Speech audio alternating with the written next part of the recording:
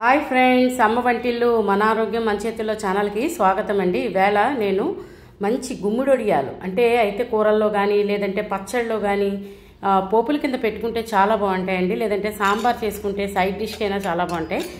అవి నిల్వ ఉంచుకోవచ్చండి. వడియాలు పచ్చిగా తీసుకోవచ్చు, చేసిన రోజే నూనెలో వేయించి తీసుకోవచ్చు. లేదంటే చూడండి అలాగా స్టోర్ చేసుకోవచ్చండి. ఇంచుమించు ఎన్ని నెలలైనా సరే పాడవకుండా ఉంటాయి. అవి ఎలా చేసుకోవాలో చెప్తాను చూడండి. ఆ పచ్చి చూడండి గుమ్మడొడియాలు పెట్టే పేస్ట్ ఉంటుంది కదా, అది కూడా మనం రైస్లోకి చేసుకున్న రోజు తీసుకుంటే చాలా కమ్మగా ఉంటుందండి. ఖచ్చితంగా అలా కూడా ట్రై చేయండి, చాలా బాగుంటుందండి. పచ్చొడియాల ముద్దని మనం రైస్తో తీసుకుంటే చాలా బాగుంటుంది. అలాగే పచ్చొడియాలు అని చెప్పాను కదా, అవి కూడా చాలా క్రిస్పీగా వస్తాయండి. మనం చూడండి దానికి ఇలాగా మంచి ముదురు గుమ్మడికాయ తెచ్చుకోవాలండి. బజార్లోంచి కానీ లేదంటే మన ఇంట్లో కాసిందో ఉంటాయి కదా, వాటిని అలాగా మనం ముక్కలుగా కోసుకోవాలి. ఇది ఫస్ట్ కోసేటప్పుడు మనం జెంట్స్ చేత కోయించాలంటారు. మన అబ్బాయి చేత కానీ లేదంటే మన వారి చేత కానీ ఫస్ట్ నాటు పెట్టించి మనం మామూలుగా కట్ చేసుకుంటే మంచిదని మా అమ్మగారు చెప్తూ ఉంటారు. అలాగే ఎప్పుడు కూడా గుమ్మడికాయ కోసినప్పుడు కూడా మనవల చేత కానీ ఎవరో ఒక అల్లుడి చేత కానీ కొడుకు చేత కానీ అలాగా ఎవరుంటే వాళ్ళు మొగాళ్ళ చేత ఒకసారి నాటు పెట్టించిన తర్వాత అలా తరుగుతూ ఉంటారు. అదొక మరి సాంప్రదాయం మనకు తెలీదు, అదొక ట్రెడిషన్. దానివల్ల చూడండి అది అలాగా కట్ చేసుకున్న తర్వాత దాన్ని నేను చూపించిన విధంగా చిన్న చిన్న ముక్కలు కట్ చేసుకుని అలాగా చిల్లులు గిన్నెలో వేసుకుని నీళ్లు ఓడబెట్టుకోవాలండి. మనం నీళ్లు ఓడబెట్టుకోవడానికి ఇది చాలా నీరు ఉంటుంది, అందుకని కొద్దిగా సాల్ట్ వేస్తే కనుక ఫుల్గా నీరు మొత్తం దిగిపోతుందండి. మొత్తం డ్రై అయిపోవాలండి. అస్సలు నీరు ఉంటే కనుక వడియాలు నిల్వ ఉండవు, అలాగే బాగోవు కూడా. జార్లా అయిపోతుంది, అందుకని అది మొత్తం డ్రై అవ్వాలి. అప్పటికప్పుడు పెట్టుకోవాలంటే చూడండి మంచి టిప్ అండి, ఇది అందరూ పాటించవచ్చు. మనం ఓడ్చుకోవడానికి రోళ్ళు కానీ పూర్వం అలా పెట్టేవారు. ఇప్పుడు మన వాషింగ్ మిషన్స్ ఉన్నాయి కదండి, ఆ వాషింగ్ మిషన్స్లో నేను చూపించిన విధంగా క్లాత్లోకి మూట కట్టి ఆ ముక్కల్ని వేసి స్పిన్లో పెట్టి ఒక్కసారి తిప్పితే కనుక మొత్తం నీరంతా పిండేస్తుందండి. మన క్లాత్ చూడండి ఎలా డ్రై అయిపోతాయో అలాగా చూడండి. అలాగా డ్రై అయిపోతే అప్పుడు మనం తీసి దీనికి రుబ్బు మనం మినప్పప్పు రుబ్బు వాడుకోవాలండి. అది మనం గారెలు కాడుకుంటాం కదండి, అలాగ ఉండాలండి. గట్టిగా ఉండాలి కన్సిస్టెన్సీ.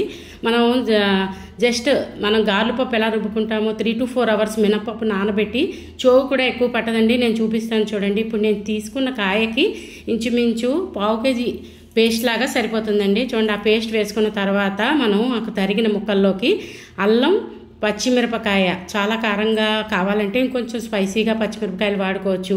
మనం ముద్ద కూడా టేస్ట్ చేస్తే కనుక మనకు కావాల్సిన ఉప్పు కారాలు దొరికేలాగా చాలా బాగా కుదురుతుందండి. దానికి చూడండి ఇంగు కూడా వేసుకుని మనం వేసుకున్న ఈ పేస్ట్లోకి ఈ అల్లం పచ్చిమిరపకాయ పేస్ట్ కూడా బాగా ముద్దగా ఆడేకండి, కోర్సుగా ఆడాలి. నేను చూపించిన విధంగా అది ఫస్ట్ మనం రుబ్బుకు పట్టేలాగా పట్టించుకున్న తర్వాత ఆ ముక్కలకు కూడా చాలా బాగా అలాగా పట్టించుకోవాలండి. పట్టించుకున్న తర్వాత దాన్ని మనం ఎండబెట్టడానికి ఇది పీటల మీద లేదంటే ప్లేట్లోని మనకు కావలసిన సైజు బట్టి గుమ్మడొడియాలు వేసుకోవచ్చండి. మనం చెప్పాను కదా, పచ్చి ముద్దని కూడా రైస్తో తీసుకుంటే చేసిన రోజు సూపర్గా ఉంటుంది. తప్పకుండా ట్రై చేయడం మర్చిపోకండి. అలాగే దాని చూడండి చెప్పాను కదా పీటల మీద ఇవి ఎండిన తర్వాత తీసుకోవడానికి వీలుగా ఉండేలాగా ప్లాస్టిక్ కవర్స్ మీద పెట్టుకోవచ్చండి, పీటల మీద పెట్టుకోవచ్చు, లేదంటే స్టీల్ ప్లేట్స్లో ఎలా అయినా సరే అలాగ రౌండ్గా చేసుకుని జస్ట్ అలా పీట మీద వేస్తే కనుక గుమ్మడొడియం తయారవుతుందండి. చెప్పాను కదండి ఇవి నిల్వ ఉంటాయి. ఇది మనకి మంచి సమ్మర్లో కనుక 2 నుంచి 3 ఎండలు సరిపోతాయి. కొద్దిగా వింటర్లో చిన్న మంచు పడుతూ ఉంటుంది కదా, అందుకని దానికి మనం ఇంచుమించు 5 నుంచి 6 ఎండలు ఎండబెట్టుకోవాలి. దానికి చూడండి ఫస్ట్గా వడియాలు వేసుకుంటే ఇది ట్రెడిషన్ అండి. బ్రాహ్మణులు ఒడుగుల్లో మండపం వేస్తారు కదా, ఆ మండపం చుట్టూ పెడతారండి దేవుళ్ళకి అప్పడాలు, వడియాలు, అలాగే చెక్కిలాలు, అరిసెలు పెడతారు. అందుకని మనం ఎప్పుడైనా సరే అలాగా వాటికి వాడుకోవాలంటే కనుక మనం వేసిన వడియాలు కొద్దిగా కుంకుమ వేస్తారు. అది కూడా మా అమ్మగారి దగ్గర నుంచే నేర్చుకున్నదండి. దానికి అలా వేసుకున్న తర్వాత చెప్పాను కదండి పచ్చి వడియాలు అని. పచ్చి వడియాలు మనం చూడండి మినప రొట్టి వేసుకుంటూ ఉంటాం కదా, అలాగా పెద్ద సైజు కావాలంటే కనుక కొద్దిగా 2 spoons ఆయిల్ వేసి అలా వేసుకోవచ్చు, లేదంటే డీప్ ఫ్రైకి ఆయిల్ పెట్టుకుని వేసుకోవచ్చు. కొద్దిగా ఆయిల్ తక్కువగా తినాలనుకునే వాళ్ళు ఇలా ట్రై చేయండి.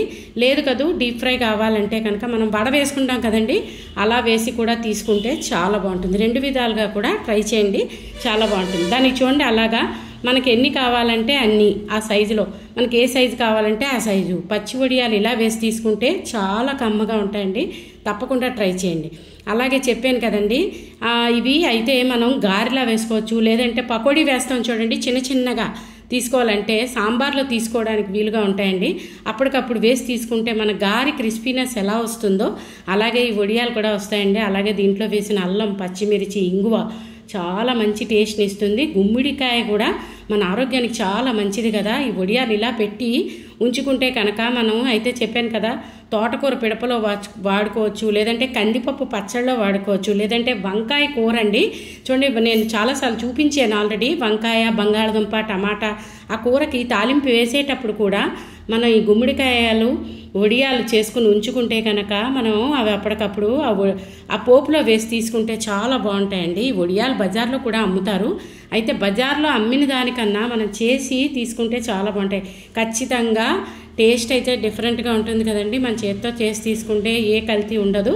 అలాగే వీటిని అసలు చాలా సులువుగా కూడా చేసుకోవచ్చు. జస్ట్ మనం బడ ఎలా వేసుకుంటామో అలాగే కదండి ఇందులో యాడ్ చేసేది గుమ్మడికాయ.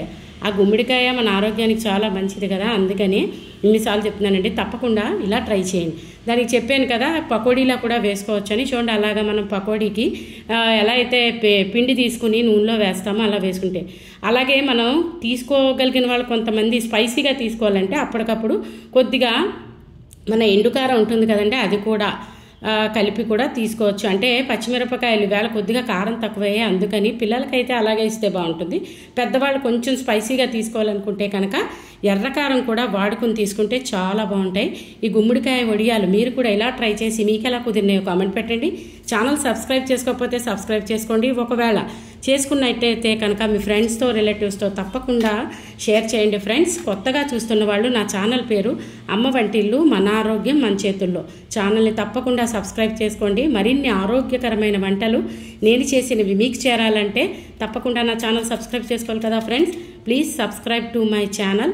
Thanks for watching. చూడండి ఎంత క్రిస్పీగానో, లోపల మెత్తగా ఉంటుందండి, చుట్టూ క్రిస్పీగా చాలా బాగుంటుంది.